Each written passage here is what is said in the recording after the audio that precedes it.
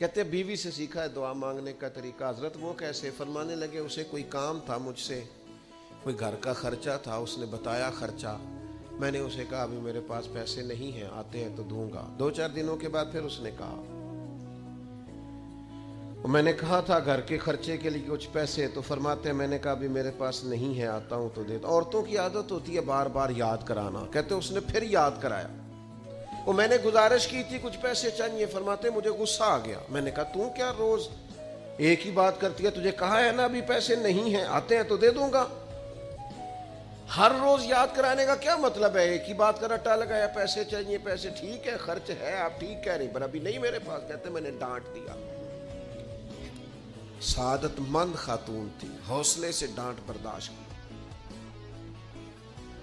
تو کہنے لگی غلطی ہو گئی، مجھے نہیں بار بار کہنا چاہیے تھا، آپ تو ناراض ہی ہو گئے، لیکن ایک بات یہ کہنی تھی کہ آپ ہی میرے شوہر ہیں، میں آپ سے نہ کہوں تو پھر کس سے جا کے کہوں؟ آپ سے ہی کہنا ہے نا، میں نے، آپ ہے نا میرے سر کے تاج، تو کس سے اور کہوں؟ میں اور کسی سے کہوں؟ شیخ فرماتے ہیں میرے ہاتھ میں کچھ چیز تھی، ہاتھ کانپا، وہ چیز گری، چھم چھم میرے آنسو ٹپکے، چھم چھم میں رو پڑا.